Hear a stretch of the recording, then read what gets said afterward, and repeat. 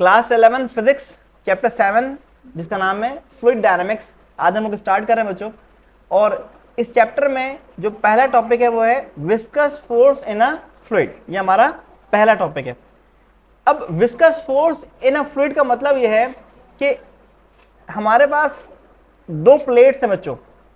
एक plate rest में है और दरमियान में जो है ना वो फ्लूइड मौजूद है और उससे ऊपर एक प्लेट मौजूद है। हम चाहते हैं इस प्लेट को मूव करवाना, जो ऊपर साइड मौजूद है फ्लूइड के ऊपर जो प्लेट मौजूद है, हम चाहते हैं इसको क्या करवाना, मूव करवाना चाहते हैं और इसको लगाएंगे हम फोर्स। तो हम इस टॉपिक में ये चाहेंगे कि हमारे पास फॉर्मूला आ जाए कि कितना फोर्स लगाना होगा हमें इस प्लेट को, ताकि ये क्या हो जाए, इस विस्कस मीडियम में क्या हो जाए कि ऊपर क्या हो जाए, मूव कर जाए। ठीक है, तो इस टॉपिक को पढ़ने से पहले बच्चों हमें क्या करना है, सबसे पहले समझना है वेलोसिटी ग्रेडियंट क्या होता है। क्या समझना है, वेलोसिटी ग्रेडियंट क्या होता है। तो बच्चों अगर एक बात मैं आपसे कहूं कि बच्चों ये प्लेट जो है ना वो क्या हो रही है, मूव हो रही है, तो क्या ये फ्लूइड इस प्लेट के साथ मूव होगा या नहीं होगा। आपसे मेरा पहला एक सवाल बनता है कि अगर हम इस प्लेट को फ्लूइड के ऊपर मूव करवाएं तो क्या ये फ्लूइड मूव होगा या नहीं होगा। आप क्या कहोगे, मूव होगा या नहीं होगा। मूव नहीं होगा, आप कह रहे हो नहीं होगा, लेकिन मैं कहूंगा फ्लूइड क्या होगा, मूव होगा। और फ्लूइड मूव होगा और फ्लूइड की जो वेलोसिटी होगी वो भी क्या हो रही होगी, चेंज हो रही होगी।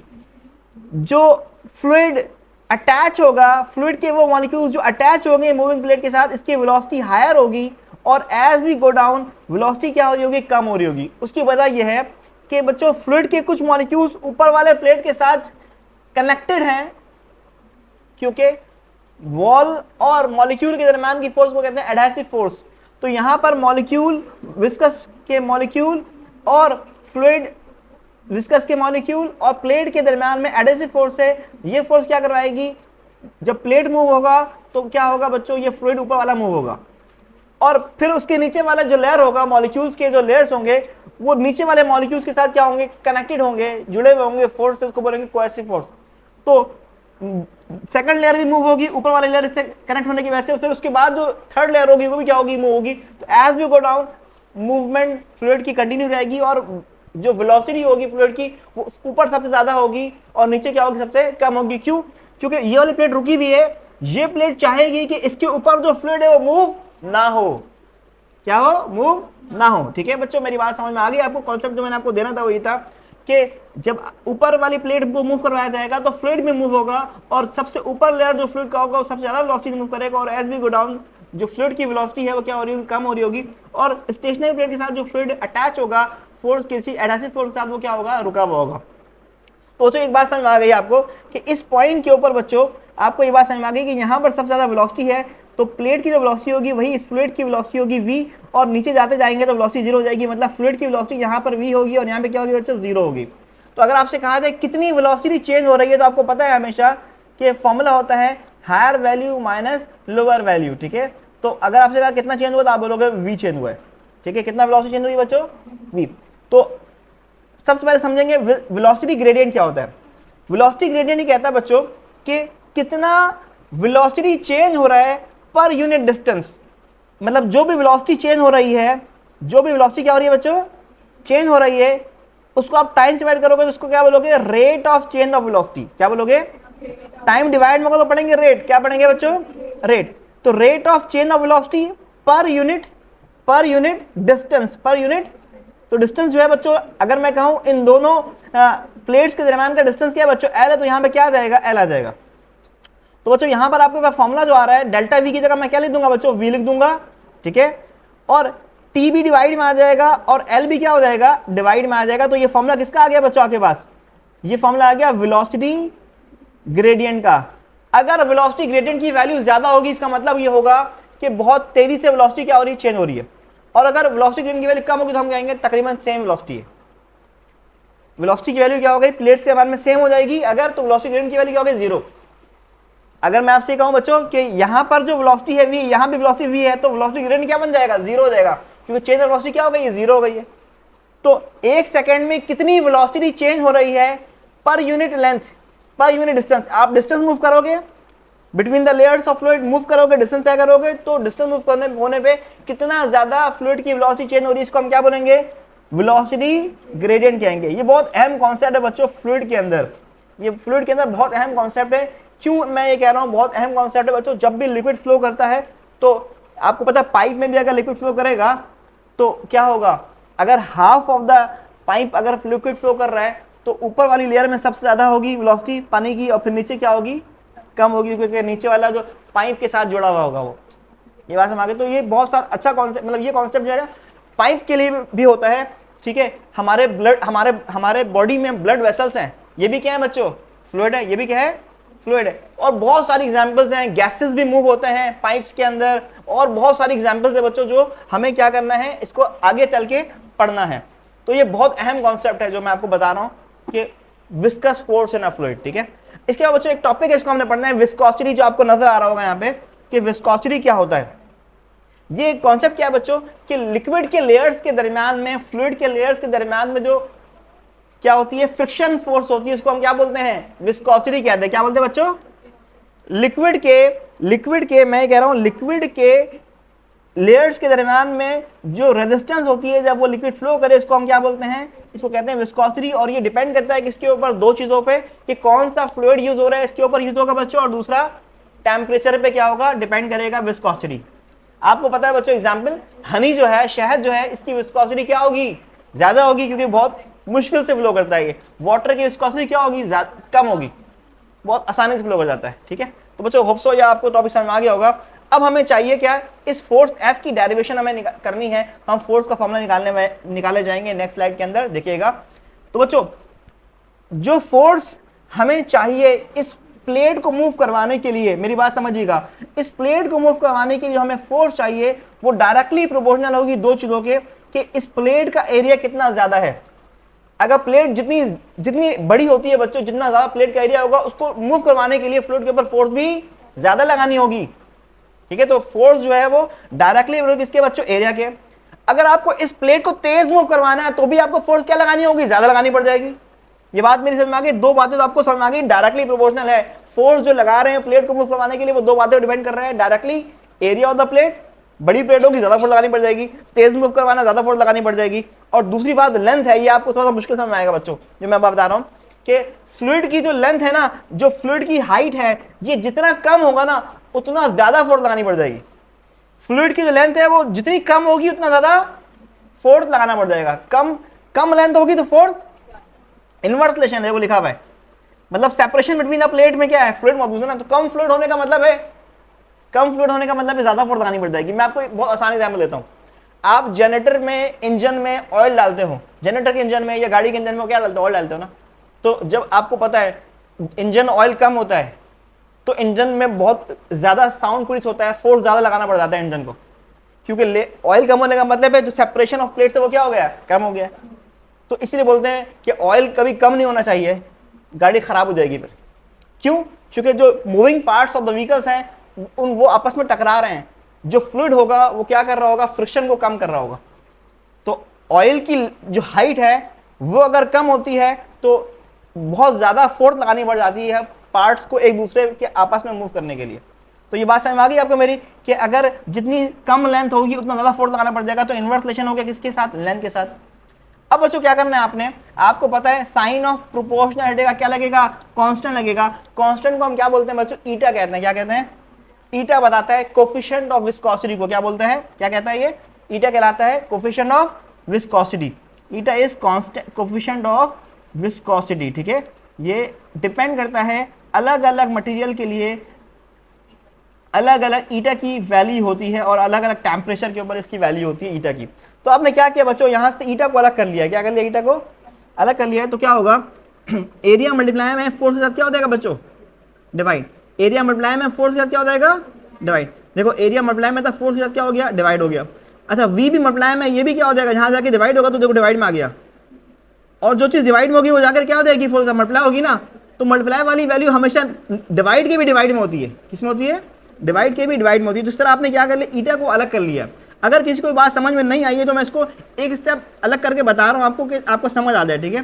कि बच्चों आपने यहां पे क्या किया है, आपने ये किया है कि F लिखा, ठीक है, इनटू एल लिखा, और डिवाइड में क्या किया आपने, ए भी लिख दिया और वी भी लिख दिया, ऐसा ही है।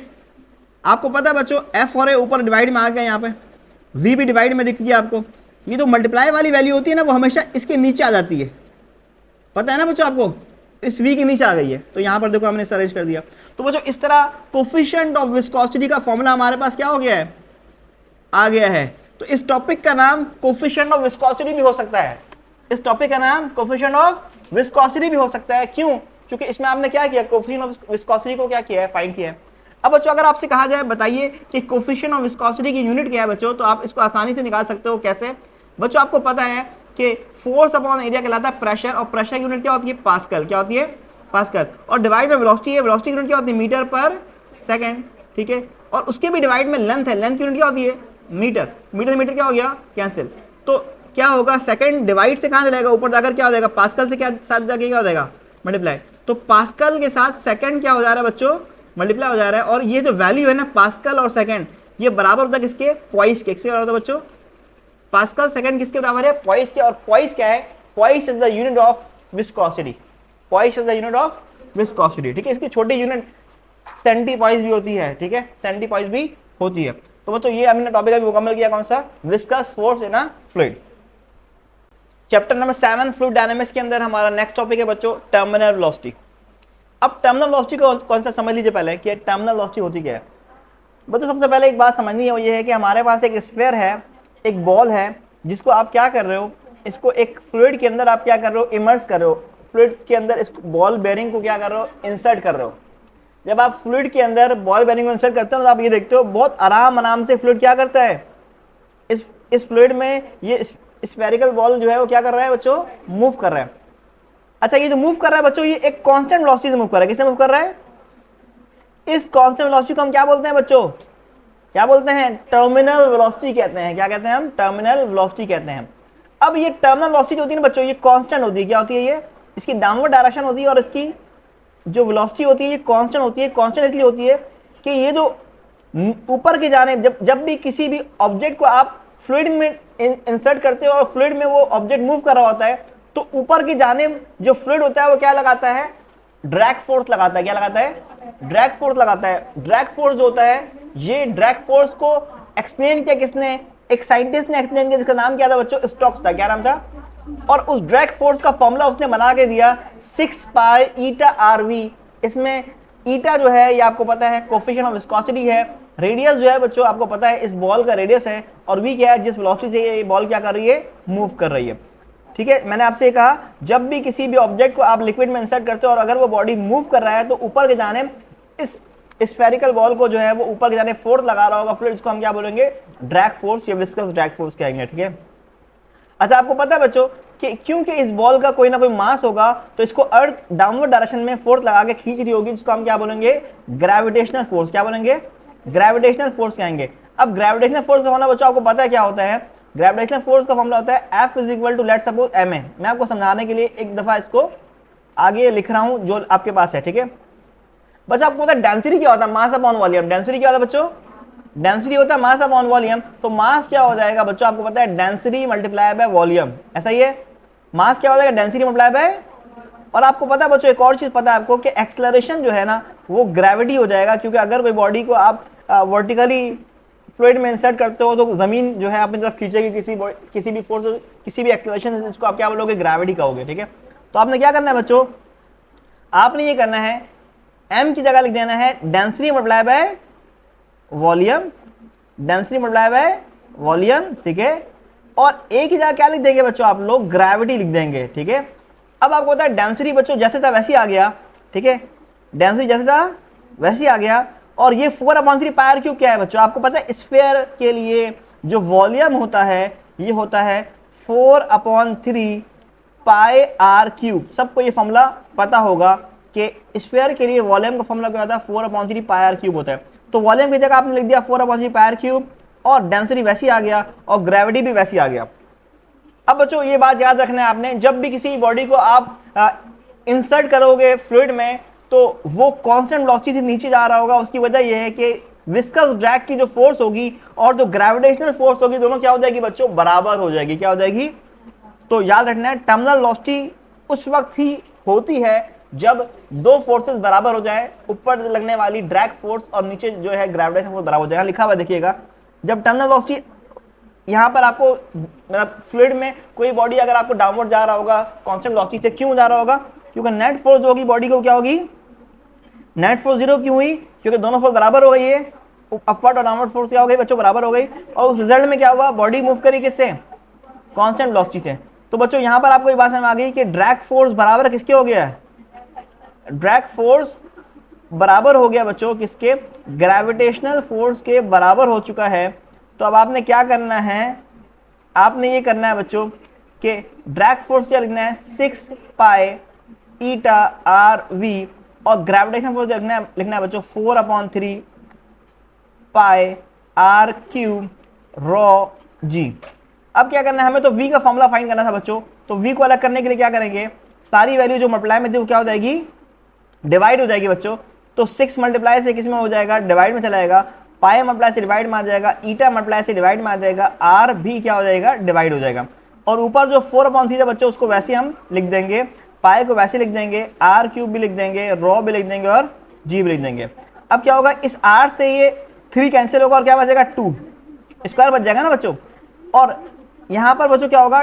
2 2 ज़ा 4 और 2 3 ज़ा 6, तो डिवाइड में 3 3 क्या हो जाएगा बच्चों? 9 हो जाएगा। और यहाँ पर v का आपके पास फॉर्मूला आ जाएगा बच्चों क्या कि 2 ऊपर बचा हुआ है, ठीक है। ऊपर जो है बच्चों पाई से पाई भी क्या हो चुका था? ये कैंसिल हो चुका था, ठीक है। बचेगा आर स्क्वायर, 2 के बाद क्या आएगा बच्चों? आर स्क्वायर, रॉ डेंसिटी आ जाएगा, ग्रेविटी आ जाएगा, और डिवाइड में क्या आएगा बच्चों? 3 3 ज़ा 9 आ जाएगा बच्चों। और उसके बाद है ईटा, 9 ईटा। तो ये वेलोसिटी जो है बच्चों इसको हम कहेंगे टर्मिनल वेलोसिटी का। ये क्या आ गया बच्चों? फॉर्मूला हमारे पास आ चुका है। और आपको समझ आ गया होगा टर्मिनल वेलोसिटी डिपेंड किस पे करेगी? रेडियस पे डिपेंड करेगी, डेंसिटी पे डिपेंड करेगी, और विस्कोसिटी पे भी क्या करेगी? डिपेंड करेगी। तो ये हमने टॉपिक कंप्लीट कर लिया बच्चों टर्मिनल वेलोसिटी का। चैप्टर 7 फिजिक्स के अंदर बच्चों हमारा नेक्स्ट टॉपिक है टाइप्स ऑफ फ्लूइड। बच्चों हमने कुछ टाइप्स यहाँ पर मेंशन की है according to your book. Steady flow क्या होता है? अगर लिक्विड फ्लो कर रहा हो और वेलोसिटी ऑफ फ्लूइड जो है ना हर पॉइंट पे सेम रहे तो आप क्या बोलोगे? Steady fluid. क्या बोलोगे? स्टेडी फ्लो कहोगे। अगर लिक्विड फ्लो कर रहा हो और लिक्विड की हर पॉइंट के ऊपर, फ्लूइड की हर पॉइंट के ऊपर वेलोसिटी सेम हो तो क्या बोलोगे? Steady flow.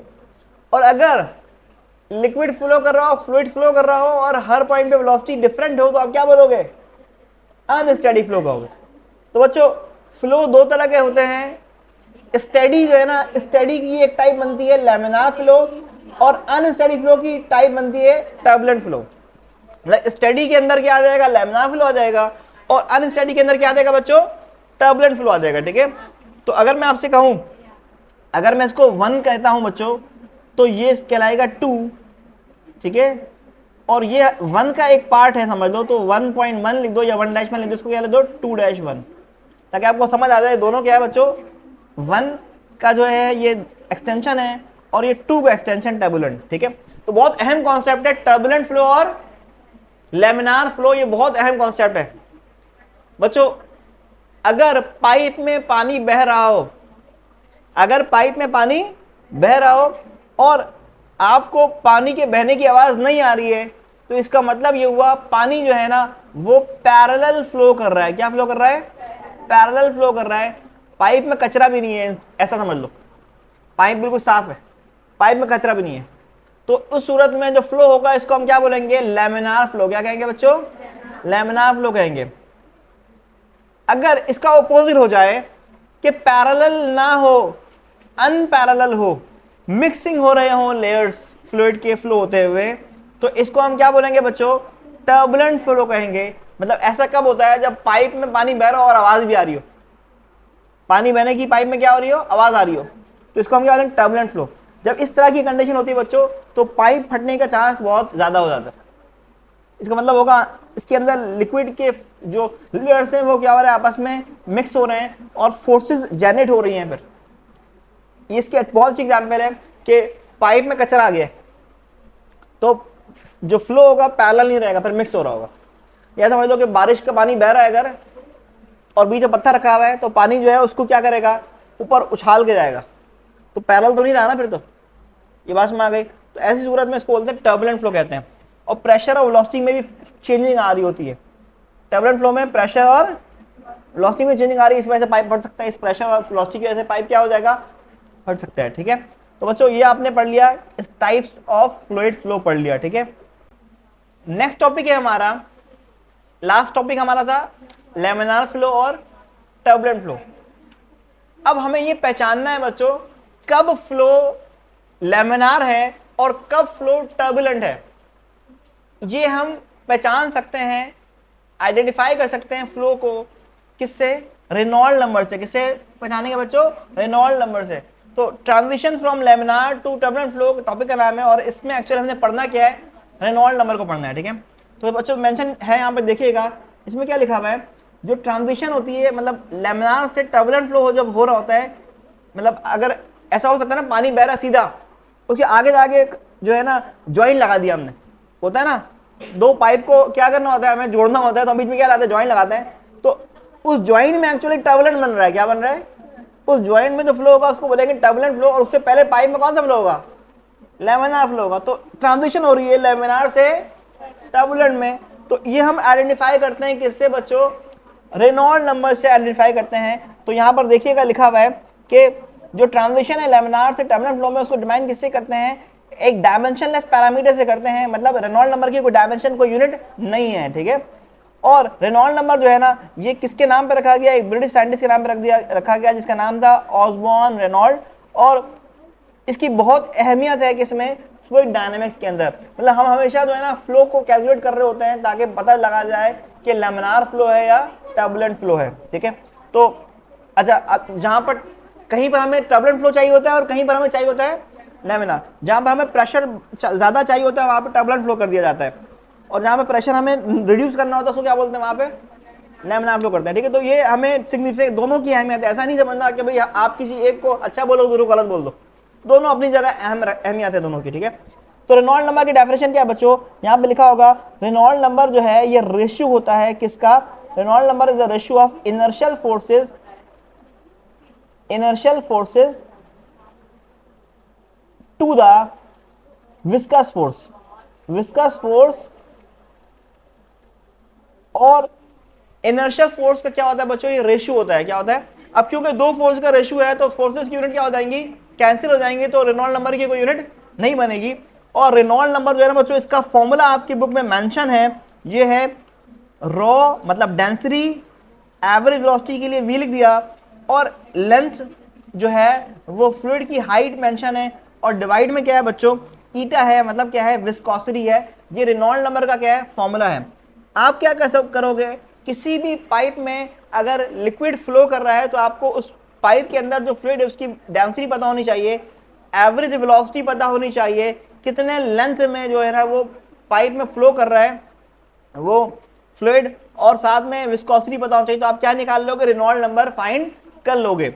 अब रेनॉल्ड नंबर की जो वैल्यू आएगी ना, उससे आप बताओगे कि टर्बुलेंट फ्लो है या लैमिनार फ्लो है। तो बच्चों एक बात याद रखिएगा आप लोग कि अगर रेनॉल्ड नंबर की वैल्यू जो है ना वो छोटी हो जाए किससे, 2300 से, अगर रेनॉल्ड नंबर की वैल्यू 2300 से क्या होता है बच्चों, तो आप कहोगे जो फ्लो है इसका नाम है लैमिनार फ्लो। क्या नाम है इसका, लैमिनार फ्लो है। ठीक है, अगर 2300 से 4000 के बीच में अगर रेनॉल्ड नंबर की वैल्यू होगी तो आप ये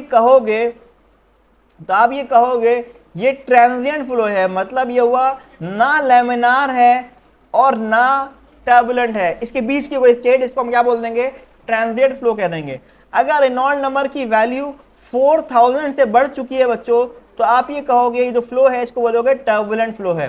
तो आप क्या कर सकते हो, आप ये कर सकते हो, रेनॉल्ड नंबर से को स्टडी करके ये बता सकते हो कि फ्लो कौन सा है, ट्रांजिएंट है या लैमिनार है या टर्बुलेंट है। मेरी बात आप सबको समझ आ गई होगी। ठीक है।